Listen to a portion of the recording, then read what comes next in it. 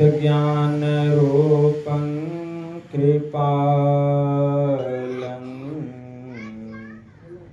अगम बोधदाता सुबुद्धिनिधि विशालम् क्षमाशीलयति धीर गंभीर ज्ञानम् धर्मकील दृढ़ धीर समधीर ध्यानम् जगत त्राणकारी अघारी उदारम् भगत प्राण रूपं दयागुण अपारं नमो सतगुरुम ज्ञान दाता सुस्वामी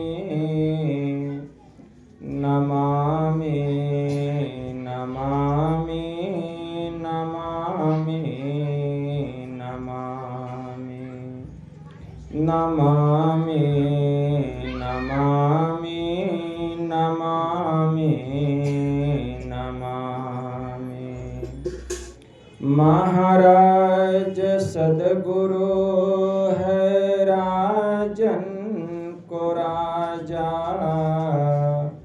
है जिनकी कृपा से सर्व काजा भने में ही सोई परम गुरु नमामि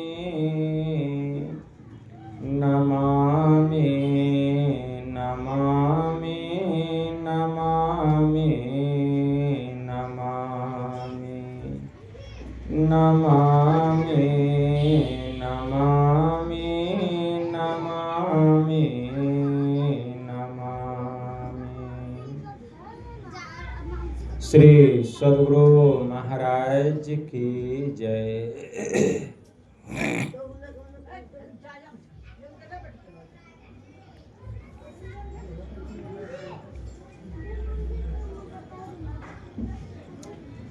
अव्यक्त रूप में परमाराध्य संत सद्गुरु महाराज के पावन कमल चरणों में बारंबार नमन। आदरणीय सत्संग प्रेमी गुरुजनों, भक्तिमती माताओं एवं धर्मशीला बहनों, आप लोगों को सर्वविदित हो चुका है कि यह संतमत सत्संग का आयोजन परलोकवासी हमारी जो माता जी है, हम लोगों की माता जी, हम सबकी माता जी, पूरे गांव समाज की माता जी के स्थूल शरीर छूटने के उपरांत उस दिवंगत आत्मा के परम कल्याण के लिए घर परिवार के समस्त लोगों ने मिलजुल कर यह संत मत सत्संग का आयोजन किए हैं। इस संत मत सत्संग के द्वारा ज्ञान योग युक्त एकमात्र ईश्वर भक्ति का संदेश दिया जाता है, उपदेश दिया जाता है।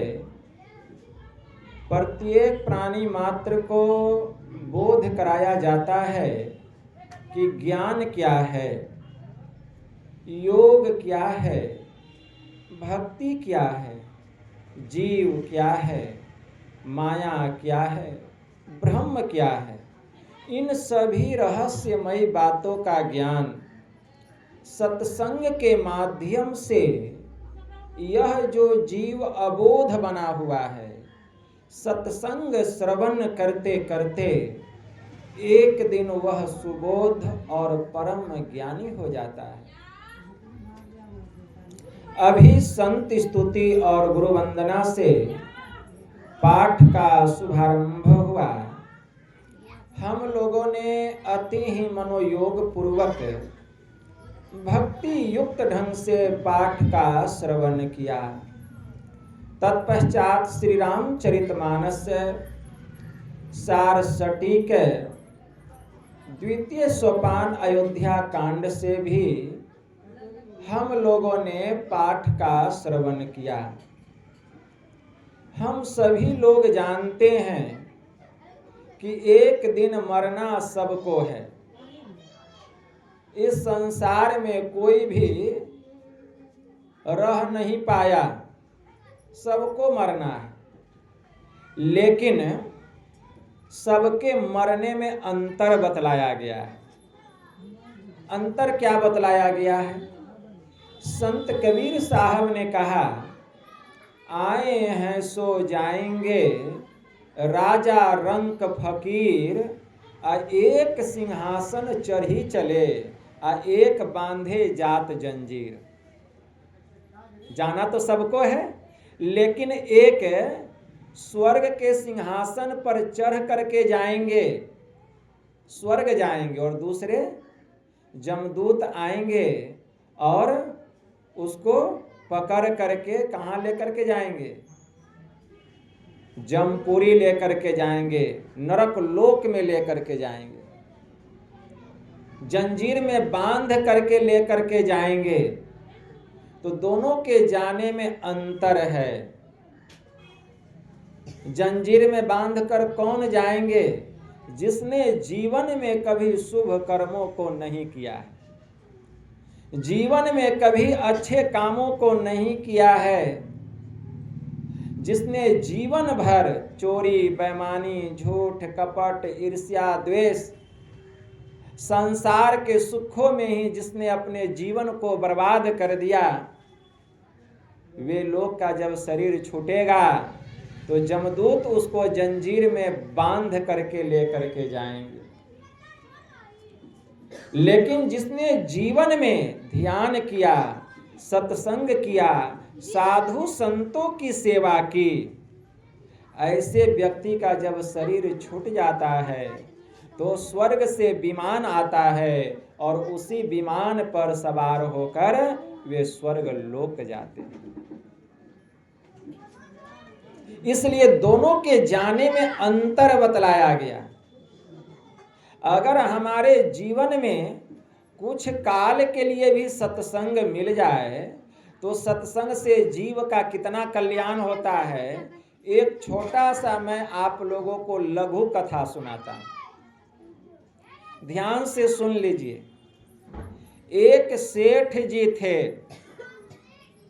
सेठ जी ने जीवन में न कभी दान किया, न पुण्य किया, न साधु संतों की सेवा की। सेठ जी बड़े लोभी थे, बड़े धनवान, लेकिन बड़े कंजूस थे। क्या करते थे? लोगों को लहना दे करके रुपया उधार लगाते थे। अगर कोई लहना नहीं चुका पाते थे ब्याज, तो किसी का जेवर रख लेते, किसी का जमीन रख लेते, किसी का दुकान रख लेते, किसी का मकान रख लेते। खून चूस चूस करके उससे अपना पैसा वसूल करते थे। ऐसे वे सेठ जी थे। एक दिन सेठ जी सफर कर रहे थे रेलगाड़ी से। रेलगाड़ी जब प्लेटफॉर्म पर आई तो सेठ जी रेलगाड़ी से नीचे उतरे प्लेटफॉर्म पर। सेठ जी के पास बहुत सामान था, बहुत सामान था। वे आवाज लगाते हैं, कूली कूली कूली। आवाज सुन करके बहुत सारे कूली लोग वहां जमा हो गए कि सेठ जी का सामान हम लेके जाएंगे। वो कहता सेठ जी का सामान हम लेकर के जाएंगे। तो सेठ जी पूछते हैं कि बताओ, इतना सामान मेरे पास है, अब मेरे घर इस सामान को पहुंचाना है, कितना पैसा लोगे? तो सभी कुली जो वाजिब भाड़ा होता है बता दिए कि सेठ जी आपको 500 रुपए लगेंगे, सारा सामान आपका घर पहुंच जाएगा। तो सेठ जी कहते हैं कि नहीं, मैं 500 रुपया नहीं दूंगा। तब तो कहते हैं कि मैं 100 रुपया दूंगा। 100 रुपया दूंगा। जितने कुली लोग थे एक एक करके वहां से प्लेटफॉर्म खाली कर दिए, साफ, फील्ड साफ हो गया। इतने में सेठ जी कहते हैं कि यहाँ कोई सस्ता कुली नहीं मिलता है क्या?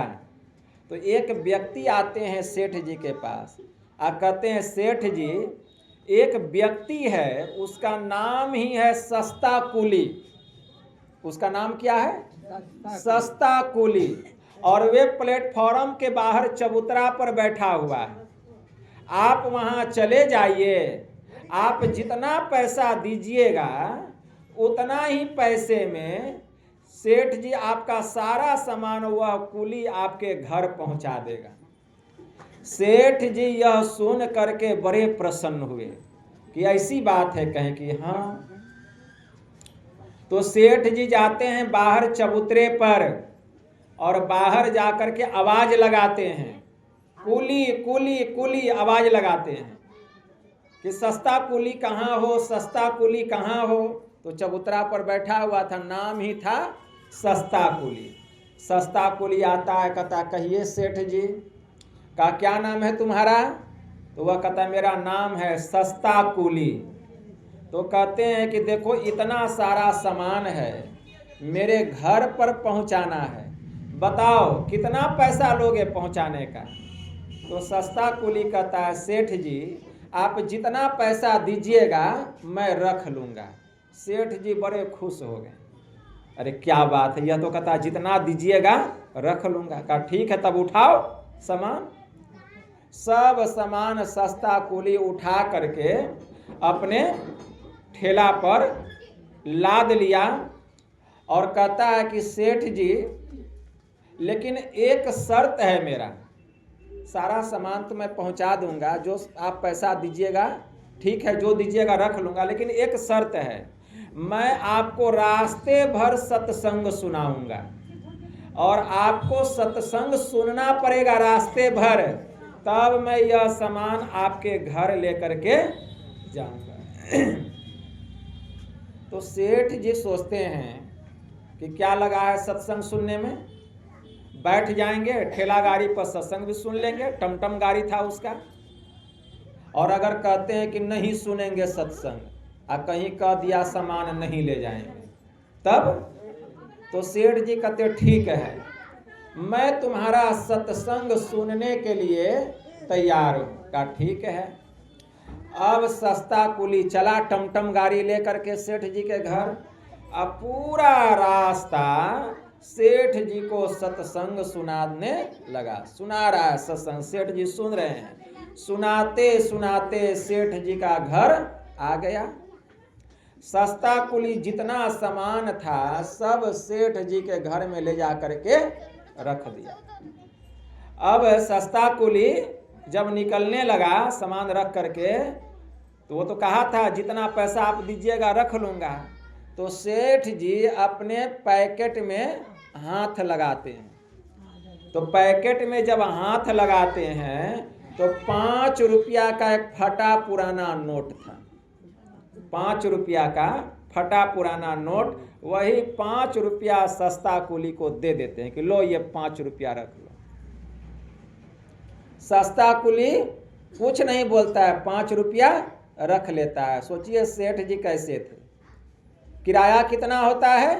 500, लेकिन वहां क्या बोले थे सबको कि 100 रुपया दूंगा जो लेके जाएगा। कोई नहीं लेके गया। और जब सस्ता कुली घर पहुंचा दिया तो कितना पैसा दिए? 5 रुपया।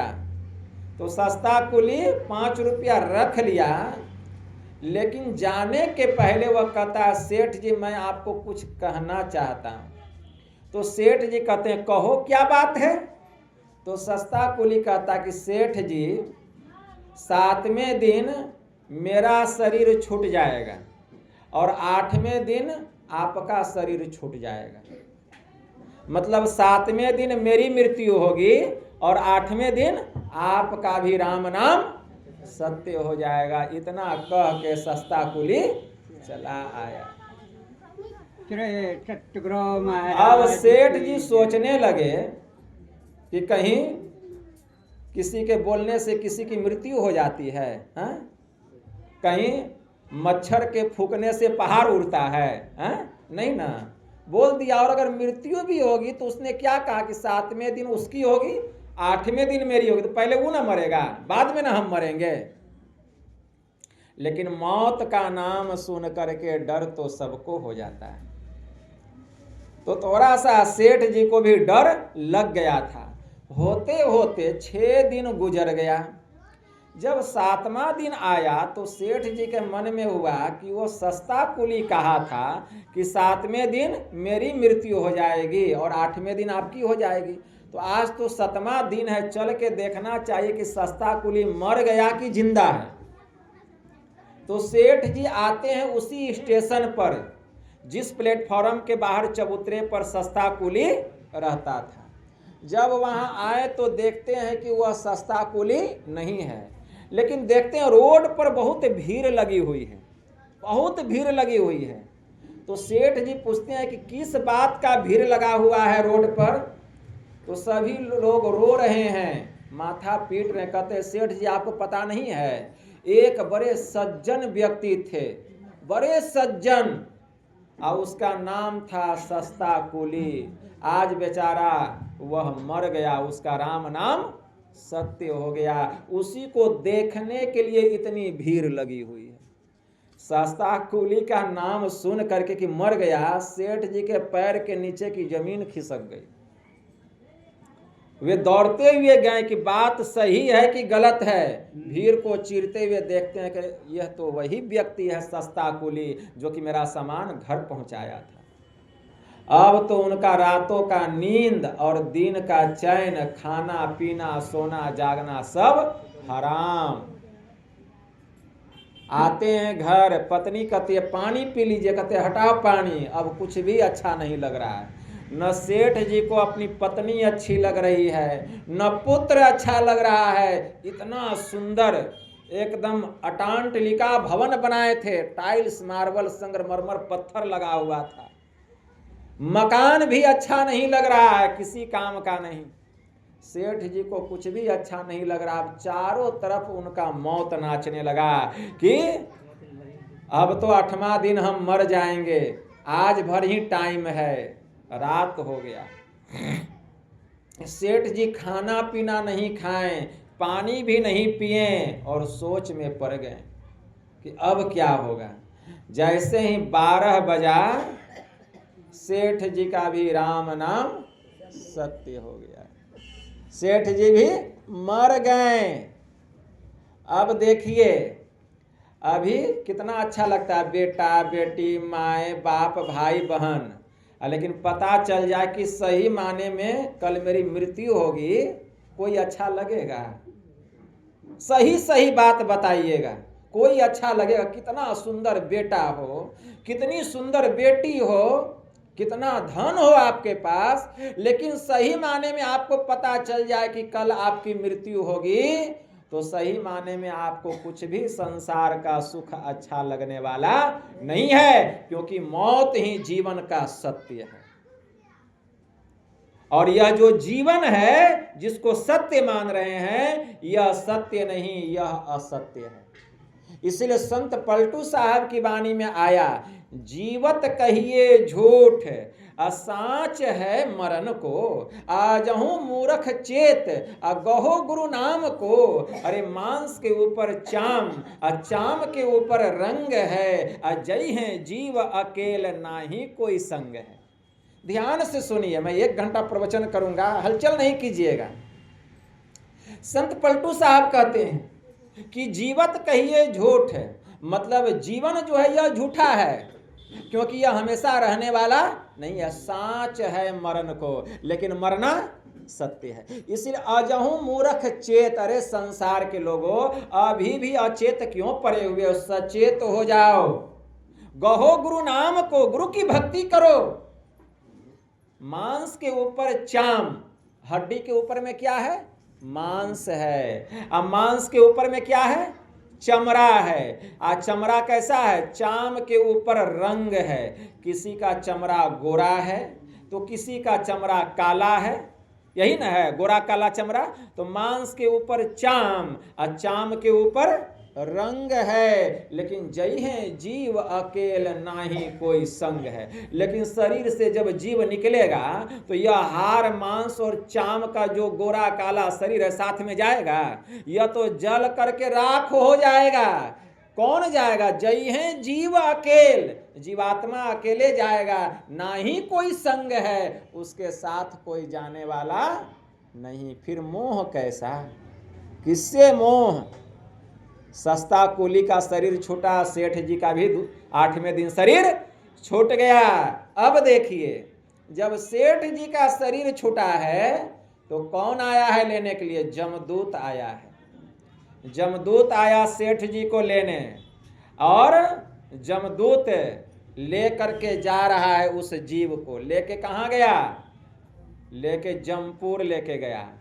चित्रगुप्त बैठा हुआ है बही खाता लेकर के जमराज के पास में। जमदूत जब जमराज के पास लेके आया सस्ता कुली के जीवात्मा को, तो जमराज पूछते हैं चित्रगुप्त से, चित्रगुप्त जरा बही खाता निकालो और देखो कि यह जो जीवात्मा है इसको स्वर्ग भेजना है कि इसको नरक भेजना है, जरा बही खाता खोलो। जब चित्रगुप्त बही खाता खोला तो देखता है सेठ जी ने जीवन में कभी बढ़िया काम ही नहीं किया है। क्या किया है? सबको सूद पर पैसा लगाया है, रुपया उधार लहना दे दे के, किसी को 5 टका, किसी को 10 टका, किसी को 20 टका, और जो पैसा नहीं दे पाया समय पर तो खून चूस चूस करके पैसा वसूल किया है। किसी को मजदूर बना देता, किसी को गुलाम बना देता, खेत में हल चलवाता, मतलब बहुत कष्ट दे करके लोगों से यह पैसा वसूल किया है। तो चित्रगुप्त कहता है कि हे यम देवता, यह जो सेठ जी है जीवन में कभी बढ़िया काम नहीं किया, केवल पाप ही पाप किया है। और पाप भी ऐसा वैसा नहीं किया है, लोगों को सूद पर पैसा रुपया उधार लगाता था, जो समय पर नहीं दे पाता था खून चूस चूस करके पैसा वसूल करते थे। इसलिए इनको कुंभीपाक नरक में जाना पड़ेगा। कुंभीपाक नरक कैसा है? उस नरक में खून की नदियां बह रही है, उसमें कटीले कटीले तार हैं और तीर जो है खरा बिछा हुआ है, और गरम बालू का रेत बह रहा है, और एकदम रेत लाल लग रहा है, और उसी रेत में खून पी पखाना मल मूत्र बह रहा है। उसी में सेठ जी को डाला जाएगा, सेठ जी को डाला जाएगा। तो जैसे लेके जाने लगा जमदूत सेठ जी को, तो चित्रगुप्त कहता है कि यम देवता जरा ठहर जाइए। अंतिम पन्ना पलटता है, कहता जरा ठहर जाइए। सेठ जी ने जीवन के अंतिम समय में एक बहुत बढ़िया काम किए हैं, जीवन के अंतिम समय बहुत बढ़िया काम किए हैं। तो काम क्या किए हैं? तो जीवन के अंतिम समय में एक दिन 2 घंटा तक इन्होंने सत्संग सुना है। सत्संग सुनाने वाला कौन था? सस्ता कुली, जो लेकर के जा रहा था। तो यही इनका एक बहुत बड़ा पुण्य है सेठ जी का, और कोई दूसरा तीसरा पुण्य नहीं है। और इस पुण्य का फल यह है यम देवता कि सेठ जी को 2 घंटे के लिए स्वर्ग में जाना पड़ेगा।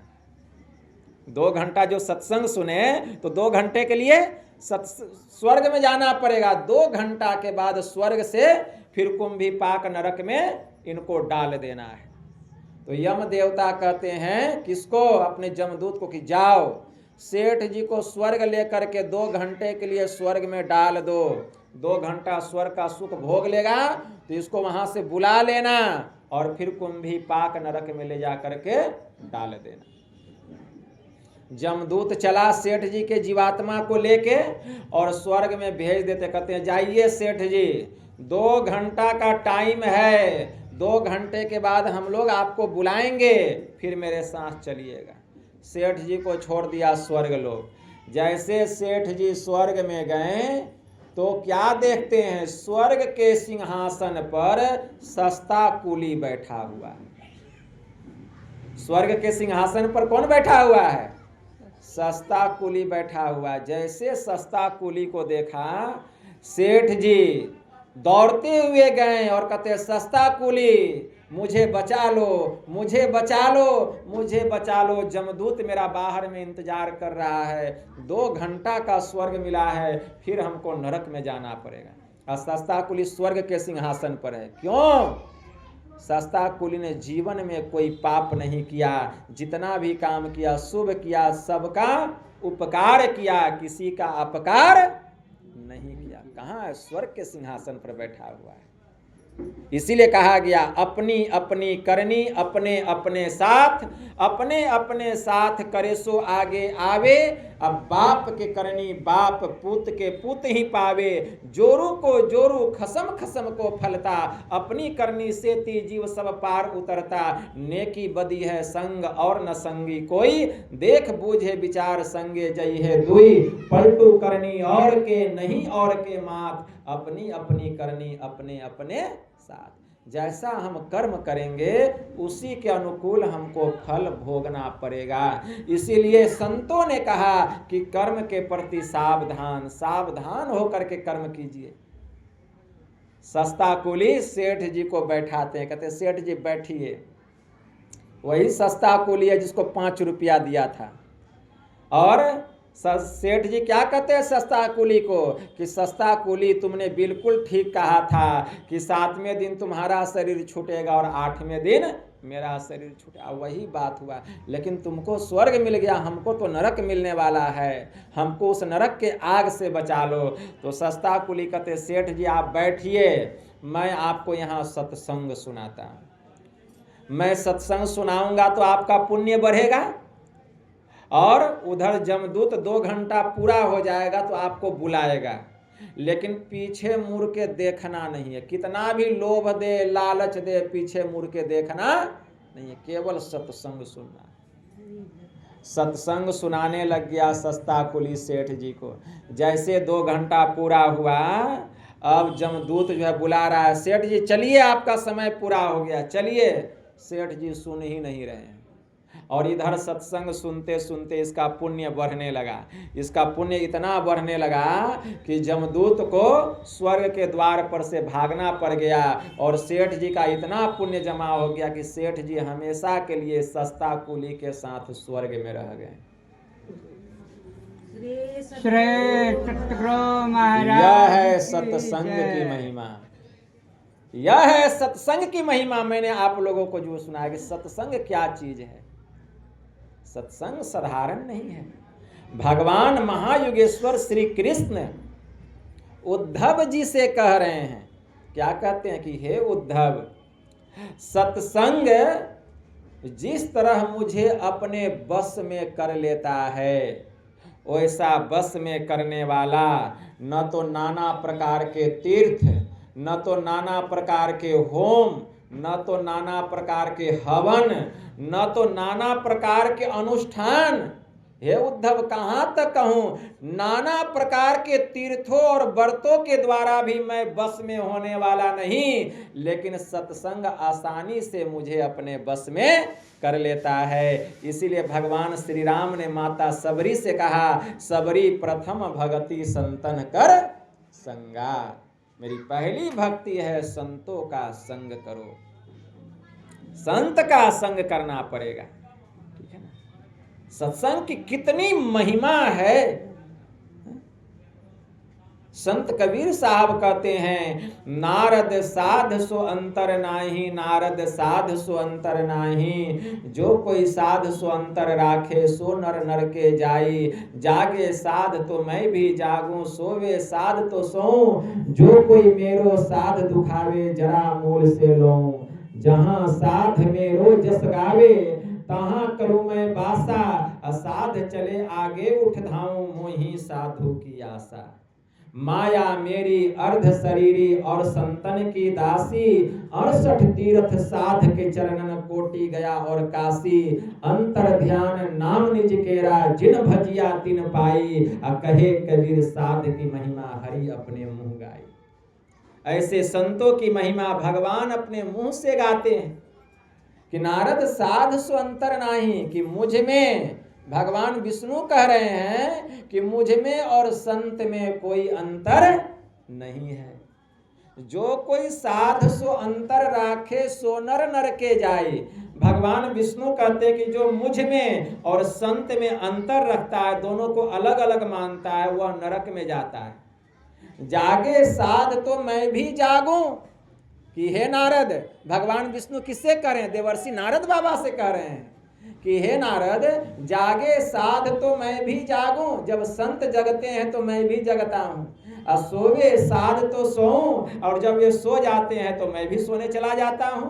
और जो कोई मेरो साध दुखावे जरा मूल से लूं, अगर कोई मेरे संतों को कष्ट देता है तो मैं उसके मूल का मतलब वंश का ही नाश कर देता हूं। संत कबीर साहब ने कहा, साध सताए तीन गए, धन धर्म और वंश, और नहीं विचारो तो देख लो रावण कौरव कंस। कि जो संतों को सताते हैं, पीड़ा देते हैं, उनके वंश का ही नाश हो जाता है। और नहीं विचार तो देखिए रावण कौरव और कंस की क्या दुर्दशा हुई। इसीलिए जो कोई मेरो साध दुखावे जरा मूल से लो, जहां साध मेरो जस गावे तहां करूं मैं बासा। जहां संत लोग मेरा गुणगान करते हैं वहां मैं निवास करता हूं। साध चले आगे उठ धाऊं, मोही साधु की आशा। और संत जब उठते हैं तो मैं पहले आगे चल के उसके लिए द्वार खोल देता हूं।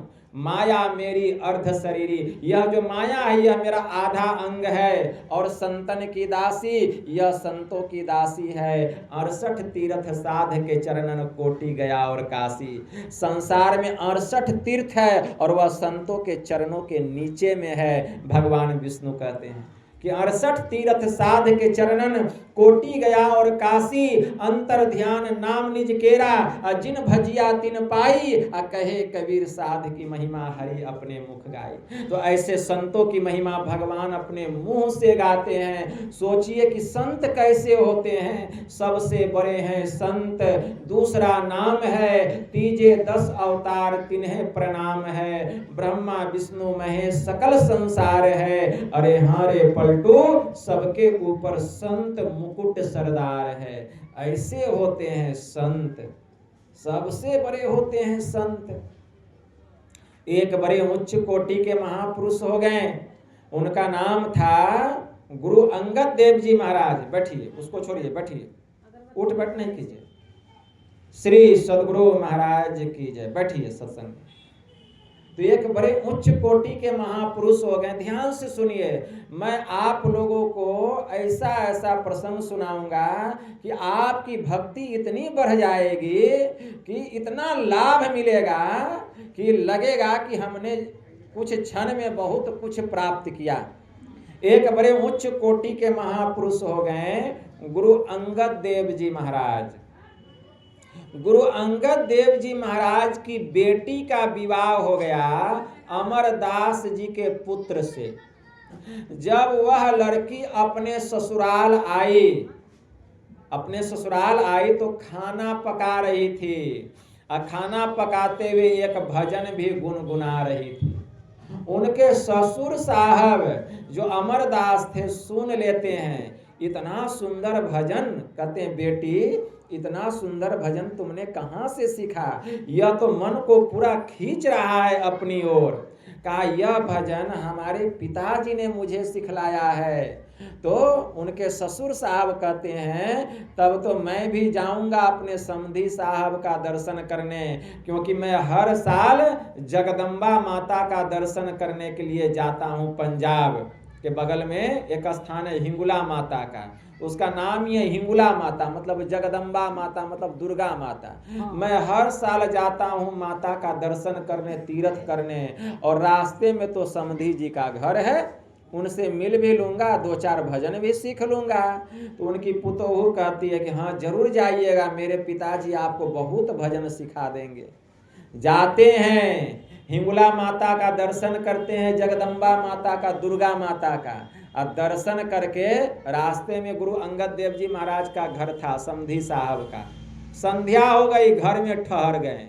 जब ठहर गए तो गुरु अंगद देव जी महाराज को पता चला कि हमारे समधी साहब आए हुए हैं। उनके लिए एक कमरा दे दिए, भोजन की व्यवस्था कर दिए, सोने की व्यवस्था कर दिए, खाना पीना खा करके रात्रि हो गई थी, अमरदास जी सो गए। अचानक उनकी नींद ब्रह्म बेला में 3 बजे टूट गई। अमरदास की नींद 3 बजे टूट गई ब्रह्म बेला में। और जब नींद टूटी तो वे निकले बाहर, कमरे के बाहर, देखते हैं आंगन में पूरा प्रकाश हो रहा है। सोचते ही प्रकाश कहां से आ रहा है, पूरा प्रकाश हो रहा है आंगन में, इतना प्रकाश कहां से आ रहा है। तो देखते हैं कोई स्त्री है, वह आंगन में झाड़ू लगा रही है। क्या कर रही है? झाड़ू लगा रही है। अरे इतनी सुंदर स्त्री, देखने में तो धरती की तो कोई स्त्री नहीं लगती है, यह तो स्वर्ग की कोई देवांगना लगती है। पूरा शरीर से प्रकाश निकल रहा है, लेकिन झाड़ू क्यों लगा रही है? जाते हैं उस स्त्री के पास, उस देवांगना के पास, और दोनों हाथ जोड़ करके पूछते हैं कि देवी तुम कौन हो और इस आंगन में झाड़ू क्यों लगा रही हो? तो वह देवांगना क्या कहती है कि पहले यह बतलाओ कि तुम कौन हो और कहां से आए हो। तो अमरदास कहते हैं कि मेरा नाम अमरदास है, और ये जो अंगद दास जी का जो घर है ये मेरे समधी साहब हैं, और मैं जगदम्बा माँ, दुर्गा माँ, हिंगुला माता का दर्शन करके यहाँ आ रहा हूँ। अब वो क्या कहती है वह देवांगना कि सुनो, जिस हिंगुला माता का तुम दर्शन करके आ रहे हो वही मैं दुर्गा माँ हूँ, और जिसको तुम अपना समधी बता रहे हो ये कोई साधारण पुरुष नहीं है, ये बड़े उच्च कोटि के संत सदगुरु हैं। और वह अपने असली रूप में आ गई। जगदम्बा माँ दिखाती है अपना, जब स्वरूप दिखाई अमरदास उनके चरणों में गिर गए। इतना हर वर्ष जाते थे, 33 वर्ष तक तीर्थ किए हिंगुला माता का, लेकिन एक बार भी हिंगुला माता का दर्शन नहीं हुआ। लेकिन दर्शन कहाँ हुआ? गुरु के दरबार में। कहाँ दर्शन हुआ है? गुरु के दरबार में दर्शन हुआ है। अपना वास्तविक रूप में आई है दुर्गा माँ और दर्शन दी है अमरदास को, और कही कि बेटा जिसको तुम अपना समधी समझ रहे हो यह भूल मत करो, नहीं तो बहुत पछताना पड़ेगा। और ये उच्च कोटि के संत सदगुरु हैं बेटा, अगर इनके चरणों की धूली तुमको मिल जाए तो तुम्हारे वंश का कल्याण हो जाएगा, तुम्हारे कुल का कल्याण हो जाएगा, तुम्हारी सारी पीढ़ियां तृप्त हो जाएगी, और इसी जीवन में बेटा तुमको मुक्ति भी मिल जाएगा। इसलिए इनके चरणों की धूली को अपने माथे पर लगाओ, जाओ इनको अपना सदगुरु बनाओ और तुम इनका शिष्यत्व ग्रहण करो। इतना कह करके माता अंतर ध्यान हो गई। अब उनका जो दिमाग था खुल गया अमरदास का कि संत कैसे होते हैं। और क्या कही कि बेटा यहाँ मैं झाड़ू क्यों लगाऊंगी? स्वर्ग में देवी देवताओं का नंबर लगा हुआ है ऐसे संत के दरबार में आने के लिए। वो तो संजोग ऐसा था कि आज मेरा नंबर था तो तुमको मेरा दर्शन हो गया। नंबर लगा हुआ है संतों के दरबार में आने के लिए। जाते हैं अमरदास अपने समधी साहब के कमरे में, तो देखते हैं बैठ करके ध्यान कर रहे हैं। जा करके उनका चरण पकड़ लेते हैं गुरु अंगद देव जी महाराज का।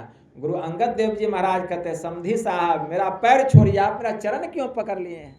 आप तो लड़के वाले हैं, मैं लड़की वाला हूँ, आप मेरा चरण छोड़िए। कि नहीं, अब आज से आप मेरे समधी नहीं, अब आज से आप मेरे गुरु और मैं आपका शिष्य। देखिए संत क्या होते हैं सबको पता नहीं है। संतों की गति कैसी निराली होती है, बहुत। इसीलिए भेष कैसा भी हो, अगर ऊंचा ख्याल है, दीन बाहर से दिखे भीतर से मालो माल है। कोई कहता भिक्षु है, कोई कहे कंगाल है, अरे गुदरी पहने उसके गुदरी में लाल है। संत के गुदरी में लाल, लाल क्या है? यह ज्ञान रूपी हीरा उसके पास रहता है। ऐसा लाल, ऐसा खजाना ज्ञान रूपी लाल है। इसलिए संतों के शरण में जाना पड़ेगा और उनसे सद्युक्ति जान करके ईश्वर की भक्ति करेंगे। अब भक्ति जब करेंगे तो भक्ति करते करते तब इस जीव की मुक्ति होगी। ऐसे मुक्ति नहीं मिलती है। मुक्ति कोई ताखा पर रखा हुआ नहीं है। मुक्ति मुक्ति सब कोई कहे, मुक्ति कहो कहाँ पाइए जी, मुक्ति को हाथ और पांव नाही, किस भांति सेती दिखलाइए जी।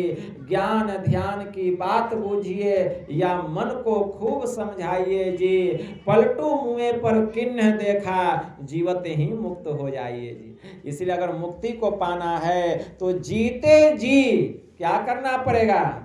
जीते जी मुक्ति पाने के लिए परिश्रम करना पड़ेगा, उद्यम करना पड़ेगा। ऐसे मुक्ति मिलने वाली नहीं है। भगवान शिव जी का महावाक्य है। किसमें? उपनिषद में। उस उपनिषद का नाम है योग शिखोपनिषद। योग शिखोपनिषद में एक मंत्र आया है, मैं आप लोगों को सुनाता हूं। उस मंत्र को ध्यान से सुनिए, सुनने से ही जीव का कल्याण हो जाता है। भगवान शिव जी ब्रह्मा जी को कह रहे हैं, पिंड पातेन या मुक्ति साह मुक्तिर्न तो मन्यते, देहे ब्रह्मत्व मयाते जलानम सेंधुवम यथा, अनन्यताम यदा याति तदा मुक्तः सह उच्यते। कि हे ब्रह्मा जी, मरने के बाद जो मुक्ति होती है वह मुक्ति नहीं है। जब किसी का शरीर छूट जाता है तो लोग क्या करते हैं? श्राद्ध करते हैं। ध्यान से सुनिए, किसी का जब शरीर छूटता है तो लोग क्या करते हैं? श्राद्ध करते हैं। श्राद्ध कर्म क्यों करते हैं? श्राद्ध का मतलब क्या होता है कि श्रद्धा के साथ जो कर्म किया जाए, जिस कर्म को करने से जो जीव शरीर से निकल गया, जहां गया वहां उसको सुख मिले, शांति मिले, जीवात्मा भटके नहीं, इसी के लिए घर परिवार के लोग क्या करते हैं? श्राद्ध करते हैं। इसीलिए ना श्राद्ध है। तो ध्यान से सुनिए कि हम असली बात आप लोगों को सुना रहे हैं, कोई कथा कहानी नहीं सुना रहा हूं, असली बात, और अपने गुरु महाराज की बात सुना रहा हूं, और कोई दूर की नहीं, इसी भागलपुर की बात सुना रहा हूं। सुनिए, आप लोग घोघा गए होंगे। घोघा गए हैं? घोघा में एक स्थान है, उस गांव का नाम है अठगामा। सुने हैं? उस गांव का नाम क्या है? अठगामा। अठगामा गांव में गुरु महाराज के एक बहुत अच्छे सत्संगी रहते थे। उनका नाम था भगवान दास। सुन लीजिए, मैं आप लोगों को जो सुना रहा हूं, क्या नाम था? भगवान दास। हकीकत बात मैं सुना रहा हूं। भगवान दास नाम था, और भगवान दास गुरु महाराज को बुलाकर 4-5 बार अपने घर पे सत्संग करा चुके थे। हाँ, गुरु महाराज को बुला के, बड़े सरकार को अपने घर पे बुलाए थे भगवान दास, और 4-5 बार महर्षि में ही बाबा को बुला के सत्संग करा चुके थे। भगवान दास के मन में होता था कि अगर कोई संपत्तिवान संपन्न आदमी जुट जाए गुरु महाराज के ज्ञान से, तो मैं इस गांव में बहुत बड़ा अधिवेशन कराऊं गुरु महाराज को बुला के, ताकि यहाँ के लोगों को सत्संग का लाभ मिले। तो उसी गांव में एक जमींदार साहब रहते थे। उस जमींदार साहब एक दिन बुलाते हैं किसको? भगवान दास को, और कहते हैं, अरे भगवान दास, अरे यह डेली डेली तू क्या करता है माइक पर? सब क्षेत्र छर अपरा परा पर और अक्षर पार में, आज के बाद आर पार नहीं होना चाहिए।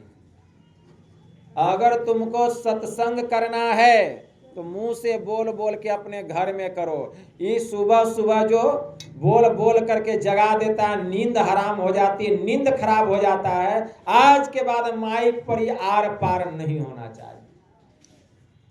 भगवान दास बड़े सरल हृदय के, सीधे सपाट, बहुत सीधे, कुछ नहीं बोले। उसी दिन से भगवान दास माइक पर सत्संग करना बंद कर दिए और मुंह से बोल बोल के सत्संग करने लगे। एक दिन जमींदार साहब के जो पिताजी थे उनका नाम था टिंकू दास। तो टिंकू दास आते हैं कहाँ? भगवान दास के यहाँ सत्संग सुनने के लिए। ईश्वर की कृपा, जब टिंकू बाबू आते हैं तो भगवान दास के मन में हुआ कि ये तो उनके पिताजी हैं जमींदार साहब के, तो इन्हीं को मैं समझाता हूं तो अपने बेटे को समझाएंगे। तो क्या कहते हैं भगवान दास कि ऐ टिंकू बाबू, आप अपने पुत्र को क्यों नहीं समझाते हैं कि माइक पर सत्संग होने दें। माइक पर सत्संग होती है तो बहुत दूर दूर तक आवाज जाती है, और वेद मंत्र, उपनिषद मंत्र, संत वाणी का जो पाठ होता है तो जितना दूर तक आवाज जाती है माइक से, उतना दूर तक का वातावरण पवित्र होता है, सबका मन पवित्र हो जाता है। इसीलिए आप अपने बेटे को कहिए कि माइक पर सत्संग होने दें। तो टिंकू बाबू क्या कहते हैं, सुनो भगवान दास, मेरा बेटा जैसे कहा है वैसे ही मुंह से बोल बोल के सत्संग करो, माइक पर करने की कोई जरूरत नहीं। जो भी आशा की किरण थी वह अभी बुझ गई। अब देखिए होता क्या है, कुछ दिनों के बाद जमींदार साहब के जो पिताजी थे टिंकू बाबू, उनका राम नाम सत्य हो गया, उनका शरीर छूट गया। अब जो जमींदार साहब थे भागलपुर से नहीं, पूर्णिया से नहीं, काशी से किसको बुलाते हैं? काशी से बुलाते हैं किसको? बहुत बड़े विद्वान ब्राह्मण पंडित को, बहुत बड़े ब्राह्मण को बुलाते हैं श्राद्ध कर्म करने के लिए कि मेरे पिताजी का श्राद्ध कर्म करेगा।